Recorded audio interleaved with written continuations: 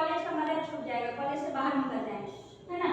तो इस चीज में खुद को कंट्रोल करना पड़ता है कि हमारे पास कितना टाइम है जो हम पढ़ाई के लिए देते हैं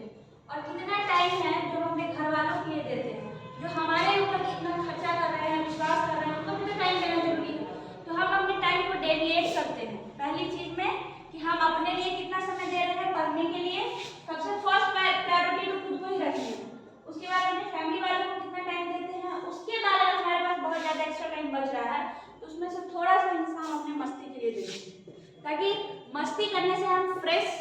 और क्या एकदम मेंटली स्ट्रेस फ्री रहते हैं। इसलिए मस्ती लाइफ में इंसान को बहुत जरूरी है, ठीक है। ऐसा नहीं है मस्ती नहीं करना चाहिए, एकदम बोरिंग लाइफ जी रहे हैं, सिर्फ पढ़ रहे हैं, घर जा रहे हैं, खा रहे हैं, कॉलेज स्कूल कर रहे हैं, ठीक है। हम लोग कुछ एक्सटर्नल चीज़ें भी करते रहते हैं, करना भी चाहिए।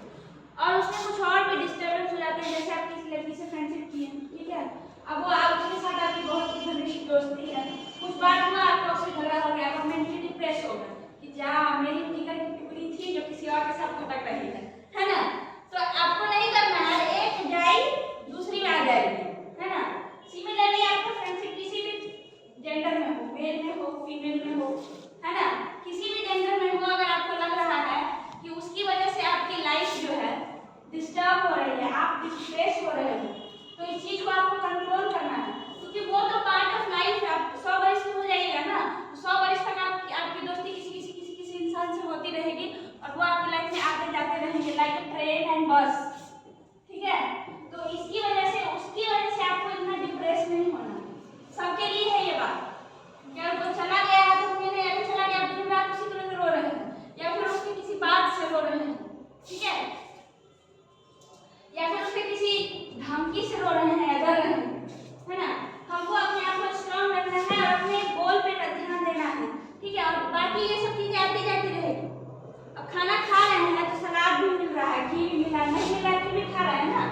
तो उसी तरीके से जीना है, जो मिल रहा है लेते चलना है, नहीं मिल रहा है मिलेगा नेक्स्ट टाइम, इस टाइम नेक्स्ट टाइम मिलेगा। और ये हमेशा याद रखिएगा कि जो नेक्स्ट होता है ना वो एक्स से बेस्ट होता है, ठीक है। एक्स का मतलब कि जो गुजर गया, ठीक है। तो हमेशा अपने आप को किसी भी चीज से, या फिर आपके फैमिली में बहुत ज्यादा लड़ाई झगड़े हो रहे हैं तो उसकी वजह से आप डिप्रेस हो रहे हैं, हम कैसे पढ़ेंगे, दिन रात कचरा हो रहा है, आपके पड़ोसी कचरा कर रहे हैं, बाजा बजा रहे हैं, सॉन्ग बजा रहे हैं, आप उसमें खुद को पढ़ नहीं पा रहे हैं, सोच रहे हैं हमसे नहीं होगा, तो अपना पढ़ाई ड्रॉप कर रहे हैं, आप अपना सिटिंग चेंज कर रहे हैं, आप अपना रहने का जगह चेंज कर रहे हैं। तो किसी भी बाहरी व्यक्ति के वजह से अपने ऊपर कोई भी प्रभाव नहीं पड़ना चाहिए। इसको हम कहते हैं कि हमारा कंट्रोल हमारे ऊपर है। अगर हम किसी और की बात से प्रभावित हो रहे हैं या हम डिस्टर्ब हो रहे हैं तो इसका मतलब कि हमारा जो बॉडी है, हमारा जो मेंटलिटी, हमारा जो मेंटल बैलेंस है, उसका कंट्रोल, उसका रिमोट किसी और के हाथ में है। उसको इतना आसानी से कोई दूसरा आदमी रिमोट एक बार बजाया, टिपा, एक कॉल किया, एक मैसेज किया, एक बात बोला और हम डिस्टर्ब हो गए। वाई? हम कितने कमजोर हैं कि हम किसी और से डिस्टर्ब हो सकते हैं। तुम आओ और कुत्ता की तरह भूखते रहो, कुछ भी बोलते रहो, हम डिस्टर्ब नहीं होने वाले। हमारा जो बोल है उस पर चलते रहेंगे। कहावत भी है ना, आगे चलते रहो तो कुत्ता भौंकते रहेगा, ऐसे कुछ मिलता जुलता। हाँ, आगे चलते रहेगा और कुत्ता भौंकते रहेंगे। तो वही बात है कि आपको अपने ऊपर इतना कॉन्फिडेंस और इतना बिलीव होना चाहिए, इतना आप स्ट्रांग होने चाहिए कि बाहरी चीजों से आप पे कोई इफेक्ट ना पड़े। हाँ, आप रो सकते हैं, इसकी फ्रीडम सबके पास है, क्योंकि ह्यूमन टेंडेंसी है कि जब आदमी इंसान बहुत हर्ट होता है तो वो रोता है, और रोना चाहिए, क्योंकि रोने से जो हमारे अंदर निगेटिविटी भरी होती है वो बाहर निकल जाती है। इसलिए कभी आपको अगर रोना आ जाए तो आप ये नहीं सोचिए कि आप कमजोर हैं, वो समझिए कि हमारे आंसुओं से हमारे माइंड की इमोशंस के थ्रू हमारे इमोशंस जो है वो आंसू बन के बह रहे हैं, उसमें हमारी निगेटिविटी भी जा रही है। तो रोने वाला इंसान कमजोर नहीं होता है, रो सकते हैं आप बिल्कुल, लेकिन आपके डेली लाइफ में होने वाली चीजें इफेक्ट नहीं होनी चाहिए उससे, ठीक है, किसी भी इंसान आप लोग को तो। और ये तो पहली बात। दूसरी बात ये है कि आपके एनवायरनमेंट में, आपके सर्किल में कोई भी ऐसा व्यक्ति लगे जिसको कि आप अपने दिल की बात बता सकते हैं। अगर आपको कुछ भी ना समझ में आए, बहुत ज़्यादा डिप्रेशन में चले जाए, बहुत एकदम क्रिटिकल कंडीशन हो जाए, तो आपके एनवायरनमेंट में आपके हम उम्र से मिलते अगर कोई आपसे सीनियर हो, आपसे बड़ा हो, या जिस पे आप ट्रस्ट कर सकते हैं, उसके साथ आप अपनी बातें बेहिचक शेयर कर सकते हैं। उससे क्या होता है कि जब आप स्टक हो रहता है कि अब आप आगे क्या करने वाले हैं।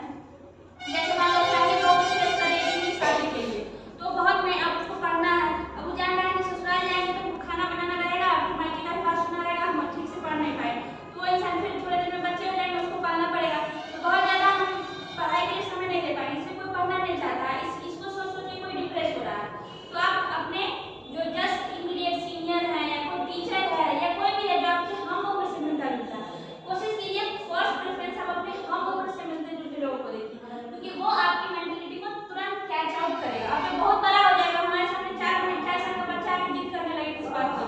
तो क्या होगा, मेरा उससे मेंटलिटी मिलता ही नहीं है, हम अपने 60 साल के व्यक्ति के पास ले जाए अपने किसी इस टाइप का कोई बात करते, तो क्या उसको उस जमाने से रिलेट करके सोचेगा। लेकिन आप थोड़े से हम उम्र में अगर कोशिश कीजिएगा उस चीज़ को बात करने का, जो आपसे ज़्यादा एक्सपीरियंस हो, ज़्यादा सीनियर मतलब थोड़े सीनियर हो, उनके पास अच्छा एक्सपीरियंस हो, नॉलेज हो, एजुकेशन हो, अच्छे इन्वायरमेंट से आए हो, तो उनके साथ अगर आप शेयर करते हैं बात, तो वो आपको एक सही डायरेक्शन देते हैं, सही सुझाव देते हैं कि आपके साथ ये प्रॉब्लम है, तो आप इस सॉल्यूशन को ट्राई कर सकते हैं, आपके लिए ये बेस्ट सॉल्यूशन हो सकता है। ठीक है, ऐसे करके आप उनसे गाइडेंस लीजिए जब आपको लगे कि आप बिल्कुल स्टक हो गए, है ना। कभी कभी हर इंसान के साथ होता है कि हर इंसान किसी न किसी मोड़ पे बहुत ज़्यादा कमजोर हो जाता है, तो ह्यूमन टेंडेंसी है, तो उस टाइम पे हमको किसी न किसी से राय लेना चाहिए कि हम अब यहाँ पे आके अटक गए हैं, हमको कहीं भी जाने का रास्ता नहीं दिख रहा, आगे जाना तो धुआं मिल रहा है, पीछे जाना तो कुआं मिल रहा है, तो उससे जो है लेफ्ट राइट में कोई रास्ता नहीं, तो क्या करेंगे,